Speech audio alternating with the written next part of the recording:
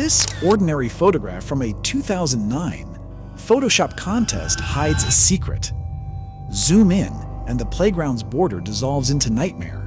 A tall, faceless figure in a black suit watches silently from the tree line, Slenderman. The image was posted to the Something Awful forums by 28-year-old Eric Knudsen, screen name Victor Surge, in a thread challenging users to create paranormal evidence. The moment it went live on the 10th of June 2009, other posters begged for more lore, and Surge obliged, adding eyewitness captions about missing children. Within 24 hours, the file had jumped from one message board to hundreds of blogs, Tumblr chains, and fan sites, turning a single creep photo into the web's fastest-growing urban legend. By dawn of the third day, Google returned over 6,000 hits for a monster that didn't exist 72 hours earlier.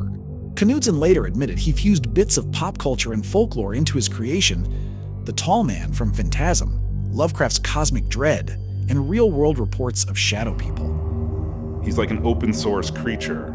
You can ascribe to him whatever trope or whatever you find frightening. His notes list stranger inspirations still.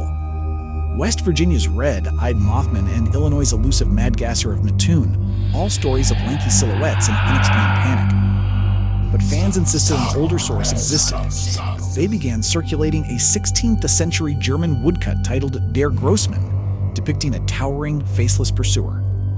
Although historians quickly debunked the print as a modern fake, the myth stuck, welding Renaissance terror onto internet fiction. By July 2009, Slender Man had a full mythos.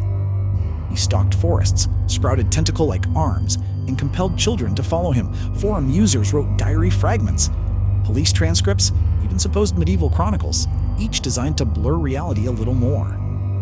The line between fabrication and folklore was already gone. The spark hit gasoline when 3 Alabama film students launched the YouTube series Marble Hornets. Shot in jittery found footage style, the episodes followed college kids hunted by a faceless entity called the Operator. Slenderman in everything but name. Viewers binge-watched 90-plus cryptic uploads, pausing frames to circle the monster's silhouette, posting timecodes on Reddit, and crafting wild ARG side quests. Newspapers soon dubbed Slenderman the first native myth of the internet generation, born not from campfire smoke, but from glowing laptop screens. Parallel creepypasta wikis incubated thousands of spin-off stories, each one handed around like a ghost tale at a sleepover. The more people remixed him, the harder he was to dismiss. Folklore scholars call this process a distributed authorship loop, where every believer is also a creator, and every creator becomes a believer. On the 31st of May 2014, 2 12-year-old girls from Waukesha, Wisconsin, Morgan Geyser and Anissa Wire, lured classmate Peyton Leutner into a park and stabbed her 19 times, claiming the attack would appease Slenderman. Peyton crawled to a bike path and survived. The girls were caught hours later, confessing on camera with chilling sincerity. Not very. And then we stabbed her. And you stabbed her? With a knife. Police recordings show them describing a mansion in Nicolet National Forest where Slenderman would welcome them as proxies. The attack jolted parents, educators, and the media. Mugshots of the wide-eyed perpetrators looped on every network. The narrative of an online demon made real overshadowed nuanced discussions of mental health and digital literacy. Months later, Peyton left the hospital with 25 staples closing a chest wound millimeters from her heart, and told reporters she would someday become a doctor.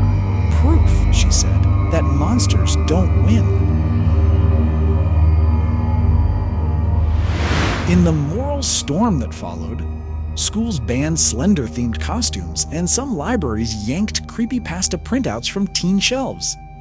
HBO commissioned Beware the Slenderman, a 2-hour documentary that intercut police interviews with forum screen caps to chart how fiction metastasized into violence. Critics praised the film's raw interrogation tapes, but noted its larger thesis. The internet doesn't invent evil, it just accelerates belief.